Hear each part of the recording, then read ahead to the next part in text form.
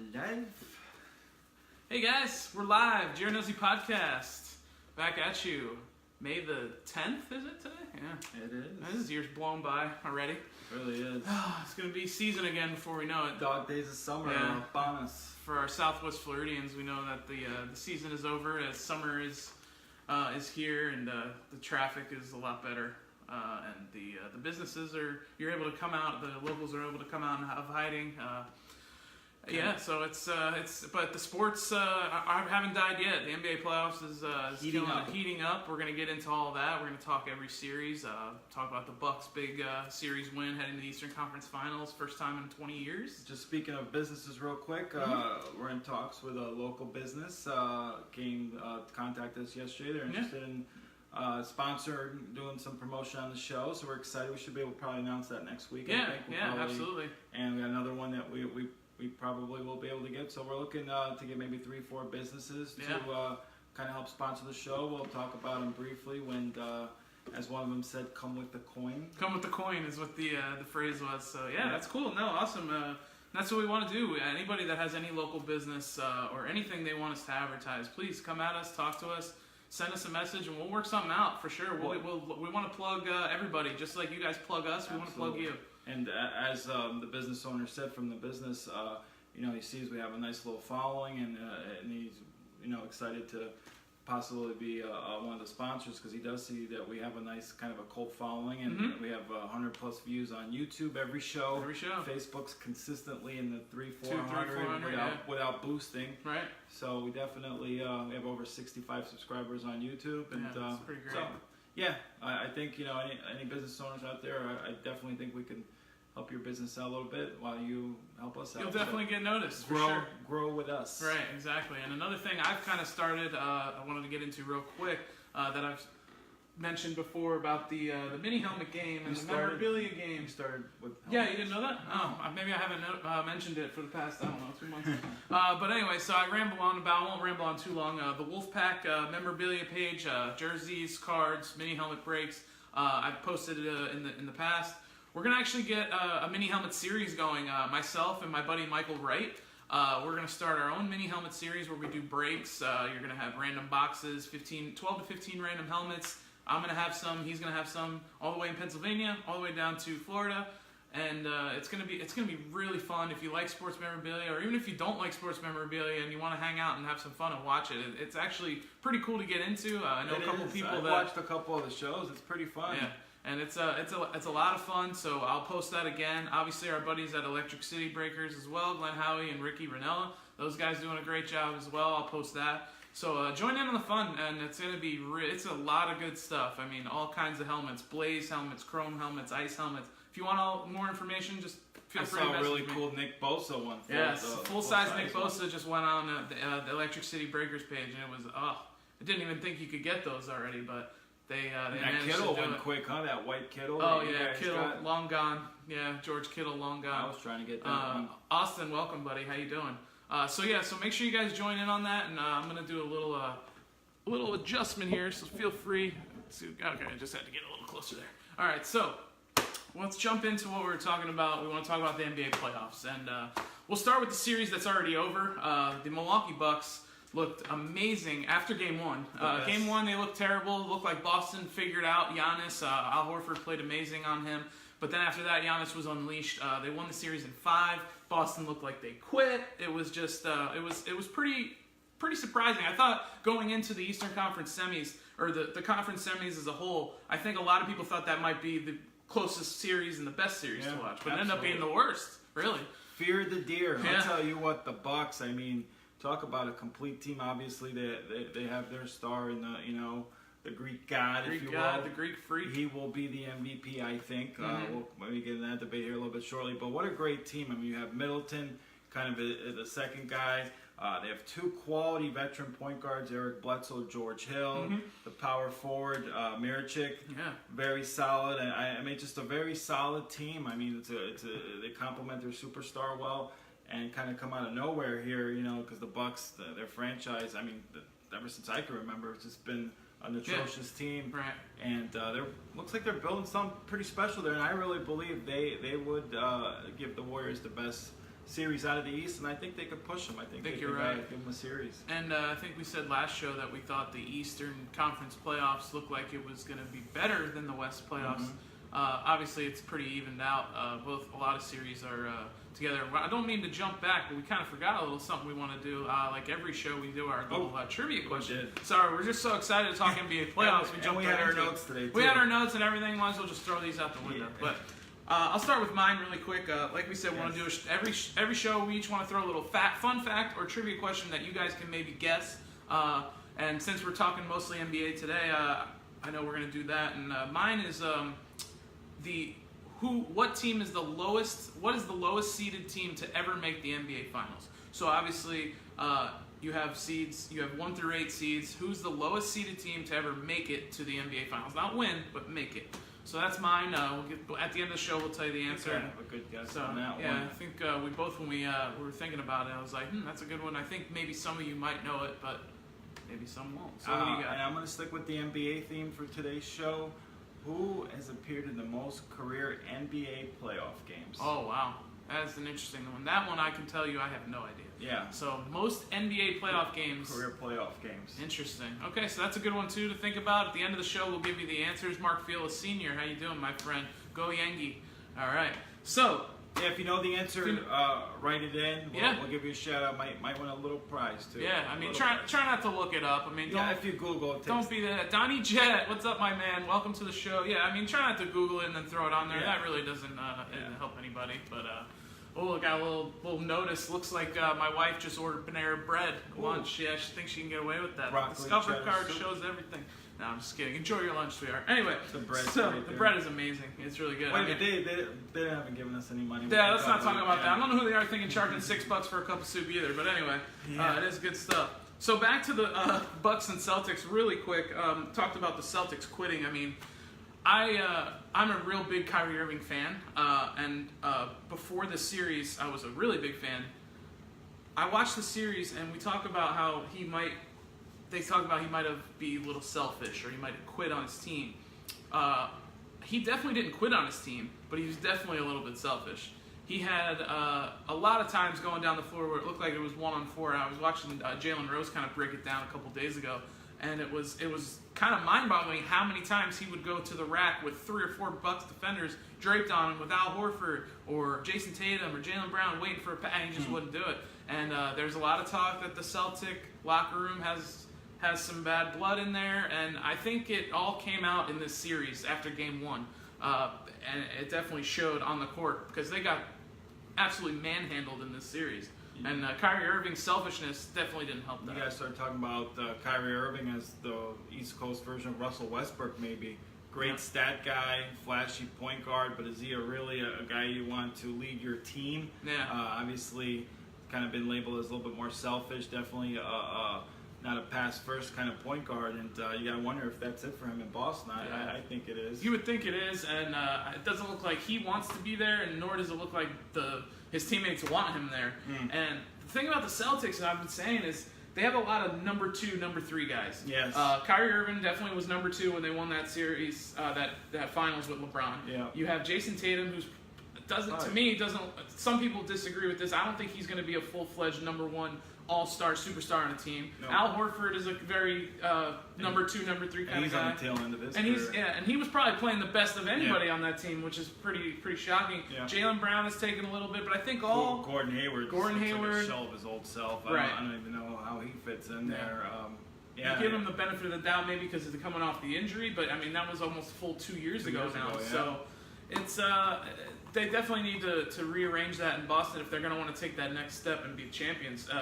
This was their best year to do it with LeBron being out of the Eastern Conference, and they and then got destroyed. Philly's still kind of figuring things out, so this was a year that they really needed to take a chance and come out of the East. It was kind of wide open for them, and I don't know. Now you blow up the team a little bit. You see what you can maybe get for Gordon Hayward. I don't know if Kyrie returns. So I think the Celtics will look like a different team next year. I think you have to. I think with Kyrie leaving, obviously that takes off, or they're going to have to trade him or whatever it is. Sign and trade, which I'm sure plenty of teams will be interested in. I know Miami Heat would be interested in that.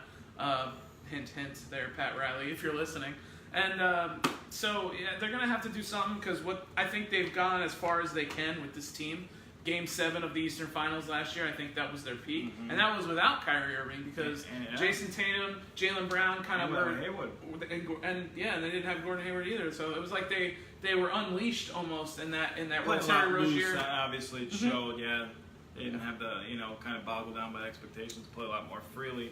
And you got to wonder, does Kyrie Irving, with his, quote unquote selfishness, does he hurt the team more than he helps? He definitely, I think he does. When it came playoff time, it showed in that series with the team because the Bucks obviously are a better overall team than them, and they showed it. They play together. Giannis, I think they're playing the best basketball of anyone right now. I don't think anybody would dispute that. Basketball, you got the best basketball player on the planet right now. Yeah. I don't care what anyone says. James Harden fans, sorry. Maybe Kevin Durant, but You're saying it's a little dark. You're telling me it's a little dark. It's live TV. We'll adjust. Hold on 1 second. So keep it going. Open up the blinds, but I do think they're definitely playing the best basketball right now, and it's really a great story. They got the best player, good team.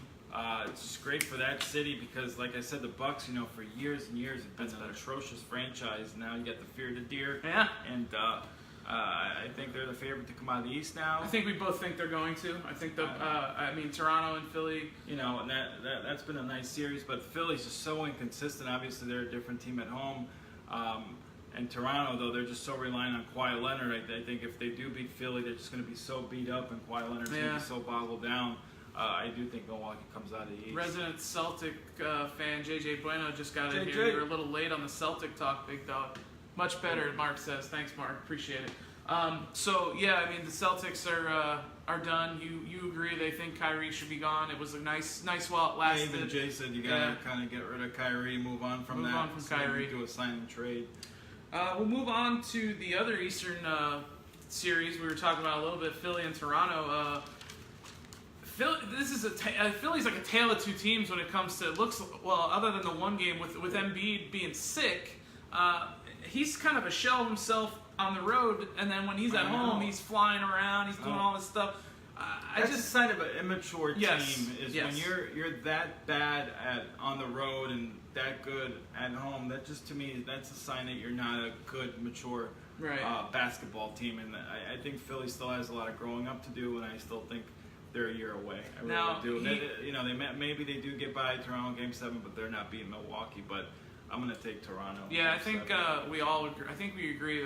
We got a lot of Game 7s. And Kawhi Leonard, he's gone from a top 10 player going into this year, I think, to a definite top 5, maybe top 3 player. I think he's a top 3 player. And Kawhi Leonard has won 3 games in the series with zero help, it looks like, from Kyle Lowry. I mean, I don't know what is going on with that. I just want to repeat that, just not to cut you off. I want to repeat that stat one more time. Toronto plus 111 with Kawhi Leonard on the floor, minus 58 with him off the floor. That's incredible. I don't know if I've ever heard a stat like that. It's like 169 point difference. That's insane. Yeah, I think he's got the biggest plus-minus ratio in the league. And talking about Kawhi being a top 10, or top 3 player, top 5 player, when he was in, we touched on this before.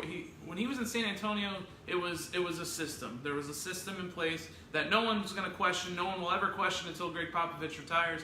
His system, he's done it year in and year out, and Kawhi Leonard still flourished. He was still the best player on those teams towards Tim Duncan's later years. But coming to Toronto, it's like, here's the ball, do your thing, and he has shown that he can be that guy, and he's gonna earn that big contract next year, whether it be in LA, one of the LA teams. We both think it's gonna be the Clippers at the end of the day, or if Toronto wants to try and keep him. I just don't see that happening. Wouldn't he be great in Boston? Oh, he would. Or Philly, even, if somehow that could happen. But I don't think they got the money for that. But let's do the sign and trade, maybe. I was talking to my buddy Roderick Jackson, another watcher of the show. He's a big Sixers fan. We were talking about how, I know me and you were talking about if somehow there was a way that when the Jimmy Butler trade happened, if the Sixers went and got Kawhi Leonard somehow, maybe threw in a bunch of draft picks with Markelle Fultz. I don't know if it would have enticed San Antonio at all, hypothetically speaking. Right. You put Kawhi Leonard in place of Jimmy Butler, I think you're talking about the Philadelphia 76ers being in the conference finals, the NBA finals. Yeah. As good as Jimmy Butler is, he's not Kawhi Leonard. So obviously that's hypothetical. We can talk about that all day. It doesn't matter. But just going back to Embiid, it looks like whatever sickness he had for games 4 and 5, he obviously looked like he was over that in Game 6. And I mean, we're talking about. I understand you get the flu. If the flu is one thing. Just ask Michael Jordan about the flu, but you got to be tougher than that, man. Like, I don't care. This is the conference semifinals. You're trying to build your legacy, so to speak. The process is here. Trust the process. And like you said, it's more up here with him. Mm-hmm. And he's got to be great in Game 7. He's got to be an MVP type candidate player in Game 7 for them to even have a chance. And I don't see it happening in Toronto. I just don't see it happening. I think we both are in agreement that Toronto's going to take Game 7 and they're going to head to the Eastern Conference Finals versus Milwaukee. So it's going to be fun to watch that. Philly's a year away. Yeah. I think Philly's a year away, like you said too. Yeah, and I think they're Ben Simmons is developing nicely. If he could just make a jumper, he would probably be another guy we'd be talking about a lot. So we'll move on to the West. We have a Game 7 on Sunday between the Nuggets and Blazers. Kind of a series that nobody's really talking about, and it might be the best series. So it's a great series. Two teams that no one talks about, but are two really good basketball teams playing a really great basketball series. It seems no one outside of Colorado and Oregon is talking about this. No, and I mean, Damian Lillard, obviously, it gets mentioned a lot. Mm-hmm. He's a great player, one of the best players in our league, and he definitely has, and with Nurkic going out with that devastating leg injury, no one really gave Portland a shot in the playoffs. And Enes Kanter has stepped up huge for them. Yeah. He's given Jokic a little bit of problems, at least early in the series. Now Nikola Jokic is just, he's a force. He's going to be in Denver for a long time, and he's going to keep them up in top of the West. Like a lot of good players, like Jamal Murray, another one for Denver. Yeah. So. Like it's you said, a good young team, yeah. Yeah, it's definitely a good young team, and they're not going anywhere as long as they can keep that intact. But can they get over that hump? Paul Millsap, another good player. He's kind of towards the tail end of his career. But it's going to be a great Game 7, and I think we're both in agreement there, too, that the home team, we give the advantage to the Nuggets because, yes, there's been one team each has won on the road, but I think when it comes down to Game 7, I think it's like 79% of the teams in Game 7 at home have won, which is actually down from like 5 or 6 years ago. So we had a lot of Game 7. Used to be in the 90s. 90 percentile. So I think we're both in agreement on that. We can talk about the Nuggets a little more. I know you guys want to get to the other one. I think the big series everyone's talking about and the injury everyone's talking about is Kevin Durant. Yes. Golden State's kind of interesting. They came out right away and said he's out for the series. I would have thought maybe they would say, well, he'll be reevaluated after Game 6 if there is a Game 7, but they flat out said he's out for the series. Leads me to believe that injury is a lot more severe. I don't think you'll see him in the Western Conference playoffs. I think you might see him in the finals. Mm-hmm. I suspect he might be out a couple weeks. Yeah, I mean, it's one of those things. I remember I was actually watching it live, and Reggie Miller touched on it when he shot the shot and came down. He took 3 more steps before anything happened, and he turns around, and it was like he kicked him, it looked like somebody kicked him in the Achilles. Well, apparently that's what Kobe Bryant said when he had that injury, that it felt like someone kicked him in the Achilles. Reggie Miller's seen it time and time again. He was saying that's 100%. He was so definite about it. Now, it makes you wonder if they're not hiding it because they're technically not supposed to do that, or if they're just trying to make light of it, saying it's the calf, just to not get anybody to get their hopes up of KD not playing. But I'm in agreement with you. I don't think he's back for Game 1 of the Western Finals if they make it. I really don't see that.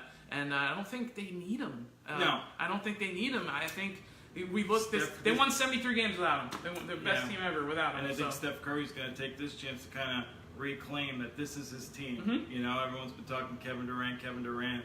Steph Curry, I think this is his chance to kind of seize the moment and take control of, I think, what is his team, because Kevin Durant's going to be gone after the season, and I look for him and Klay Thompson to kind of step it up. And Houston Rockets don't.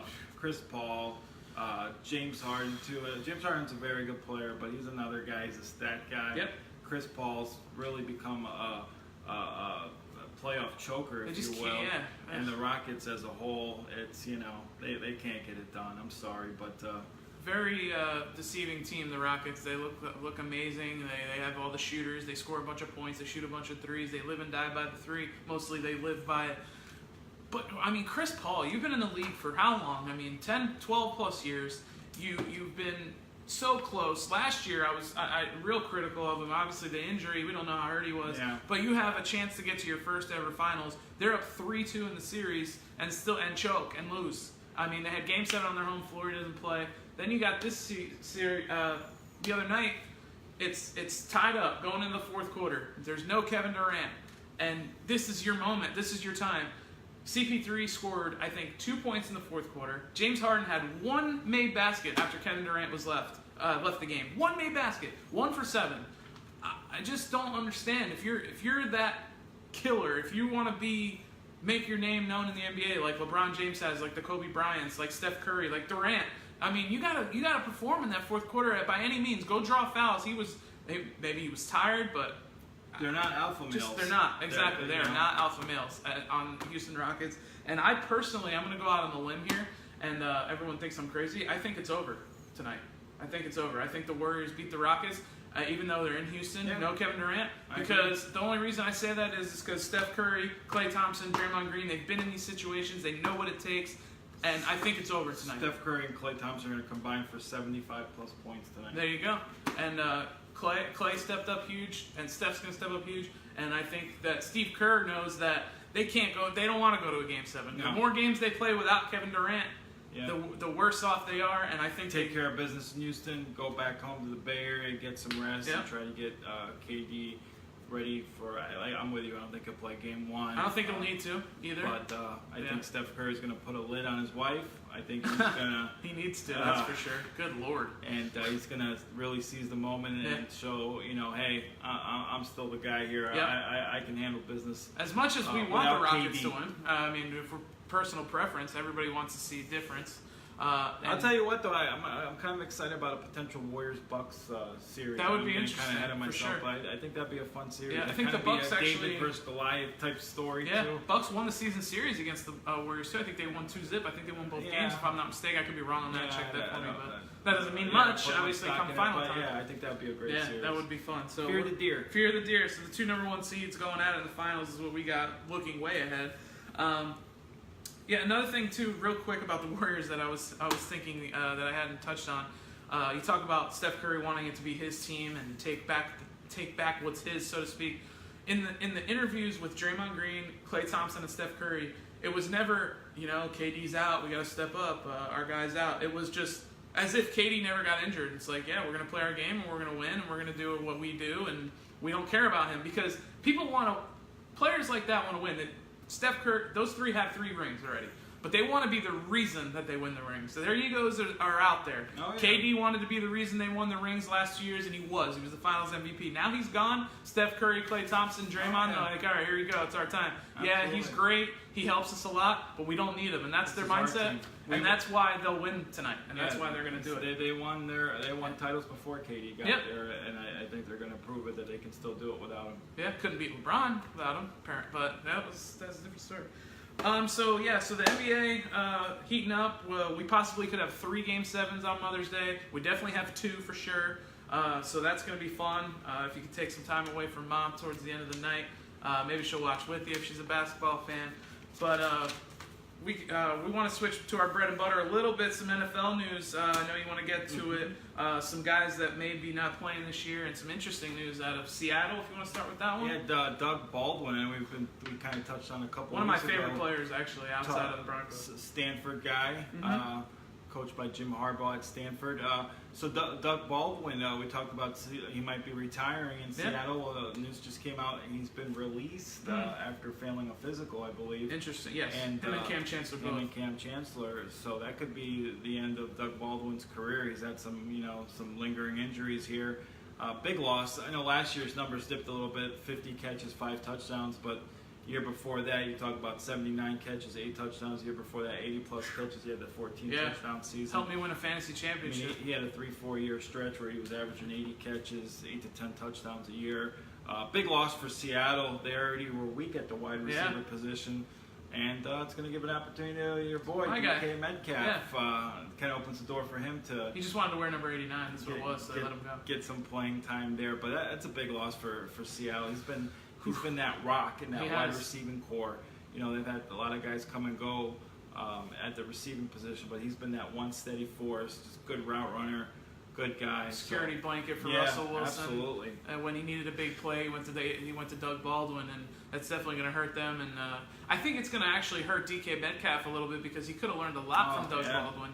He's a pro. Yeah, runs amazing routes. He's a very crisp route runner, which DK Metcalf definitely needs work on.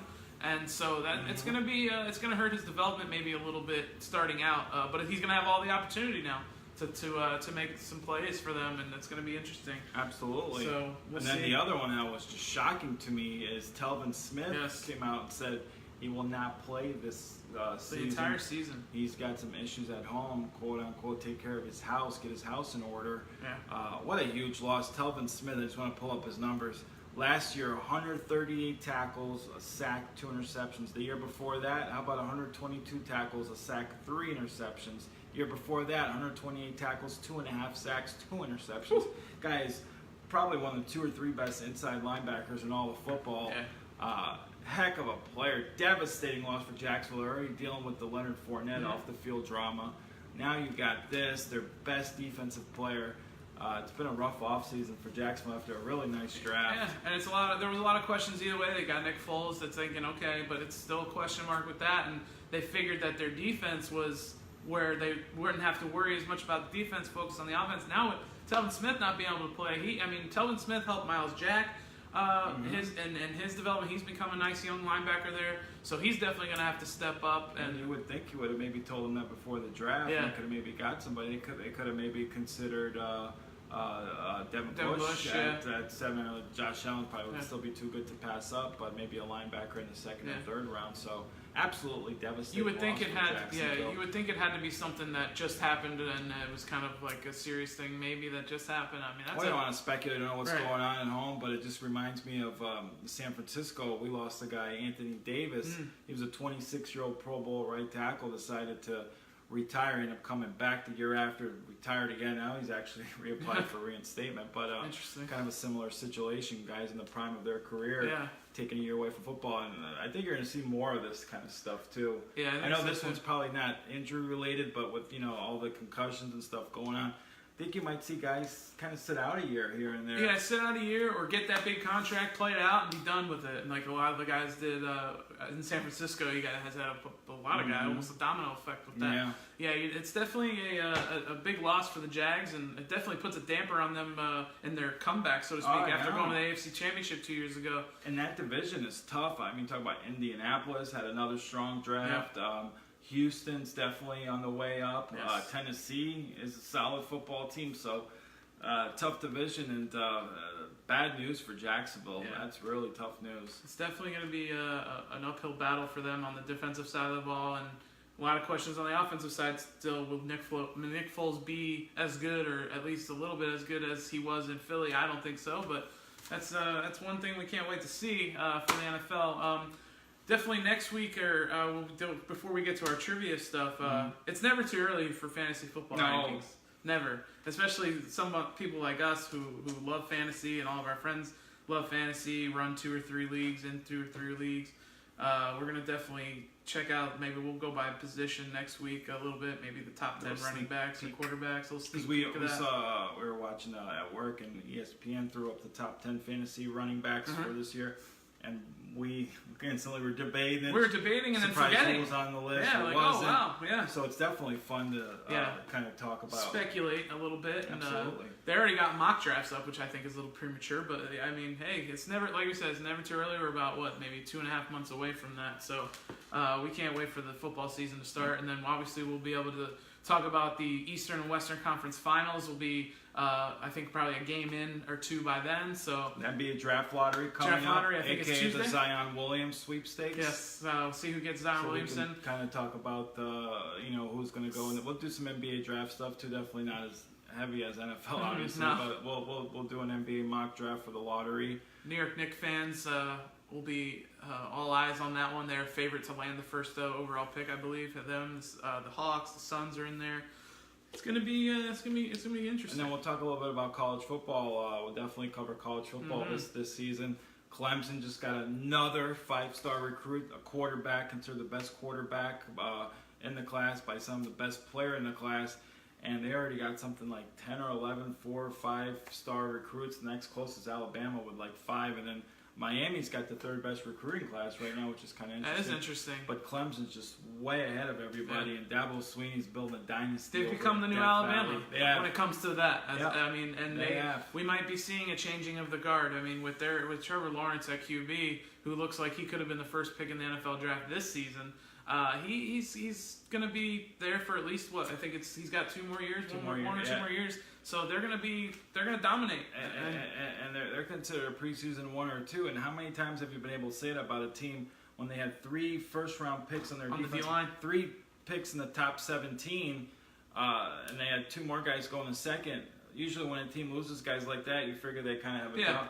Not Clemson. No. They're just reloading, and they're building something special there in Death Valley. Mark Fiola says go Canes. He's a big Cane guy. Number 3 recruiting class right now. It's gonna start 0-1, Mark, but that's. But they're definitely turning things around. Manny Diaz, between getting some nice transfers in, and like I said, number 3 recruiting class already. Yep. Mark Richt wasn't able to pull a top 20 class. He's definitely doing some good things starting out in Miami, and I think Canes fans have a lot to be excited about. His Instagram is great, Manny Diaz. A lot of inspirational, motivational stuff, and I loved how he had the team running over by the stadium, and in the jumbotron he had them replaying how Wisconsin was just beating their butt. You had the guys running, and they had to listen and watch that happening. But definitely fired up as a Canes fan. Manny Diaz doing some good things. Manny Diaz is getting those guys. What, Ryan? Ryan, if you're listening, when you watch this, the good character guys. Speaking of not good character guys, let's talk about real quick. Ryan's Gators, your Gators, they have a corner transferring. He was a 5-star recruit last year. So they have some issues there that didn't want to share I mean, we definitely didn't want to share a room with the sexual offender guy. But I mean, well, I don't know. It's a whole thing going down there. The Florida schools are not, I guess, shy with the kids that have come with controversy, so to speak. But week 1's gonna be fun. Gators Canes. I know I'm trying to get down up there to Orlando for that one, so that'll be fun to watch. Hopefully with the Fiolas, we'll get there and watch that game. But so we can't wait for that. The college football season to start. Going into our little trivia questions, I'll give my answer here. The question was, who is the lowest seeded NBA team to make the NBA Finals? That seed... And I know this one only because they beat our Heat in the first round. An 8 seed beat the 1 seed in the first round. Our Miami Heat, the Alonzo Mourning, P.J. Brown, Tim Hardaway, Miami Heat, Dan Marley. It was Vashawn Leonard. It was the 1998 and 99 New York Knicks. They went to the finals that year, got swept by the Spurs, I believe. It was the first championship for Tim Duncan and Greg Popovich. That's because Patrick Ewing, I think he had wrist surgery, hurt his wrist, and he missed most of the regular season, and that's why they dropped to an 8 seed, if I'm not mistaken. I think you're right about that. So that was the answer on that. I know a couple people were messaging me, personal messaging me. I couldn't see them. Maybe you got them right. I'll check a little later. But if you did, I'll shout you out for sure. And so mine was most career NBA playoff games. You want to take a guess? Who's played in the most career NBA playoff games? Gosh, I'm going to take a stab at it. I know if you're going way back, you probably like to talk about the Celtics guys, but all right, I'll give you it. It's not way back. So then I'm going to take a stab. I really have no clue. I'm going to say Robert Horry. That was, you know what, when I was Googling for that, my guess was Robert Horry, too. I thought it was Robert Horry, but it's not. He was number 3. He was number 3? Okay, so I was close. So who is it? I got to know. Derek Fisher. Wow, interesting. I didn't. So, well, Derek Fisher made it, I think, every year. Lakers, and then he had a couple years with the Jazz, and they went pretty deep in the playoffs. Wow. Okay, so Derek Fisher. Wow. See, I would have never guessed that for sure. I was thinking Spurs teams, old school Celtics. I did think Lakers, but I thought Robert Horry because he was on the Lakers and the Spurs and the Rockets. Yeah, I was thinking Horry too. So holy cow. Yeah. So all right, well there you go. So we'll see. Learn something every show. We're here to make everybody learn and teach us some stuff. So learn, as your buddy always says, you got to get better every day. Every day, got to get better. Every single day. So like we said, we're going to cover college football coming up. We're kind of in the slow months of the NFL season, so we'll be focusing more on the NBA with the playoffs. And just real quick, I just want to reiterate, if you do want to sponsor on the show, please contact us. Yes. We're going to have one spot filled for sure. We got another one potentially. We definitely want to at least get 3, maybe 4. For sure. sponsors. So let us know Yes. if you'd like to. And before the NFL season starts, once we get into that fantasy football discussion and more deep, we're going to definitely do another giveaway. It'll probably be a football or a helmet of some sort autographed, because obviously I'm obsessed. Spin the wheel, right? It'll be a wheel spin like the last time. We'll figure out the logistics with that. It'll probably be referrals. If you refer somebody to the page and they like it, you tell us, we'll put you on the wheel. We'll put you and the new person on the wheel. So then we'll probably do it something like that. So thank you guys as always for tuning in. We're going to be back at you next week sometime. And like I said, enjoy the NBA playoffs for the rest of the time. Game 6 of the Rockets-Warriors tonight. We both think it's over. And then Game 7's on Sunday. There's 2, possibly 3. Happy Mother's Day to all the mothers, especially our mothers, the 2 greatest mothers we could say on the planet. I'm sure so everybody thinks that, but, you know, you're wrong. So thank you guys so much for tuning in. We'll see you next week. And like we always tell you, make sure you Ask on Prime. ask on it. Never too early. 7 p.m. Peace.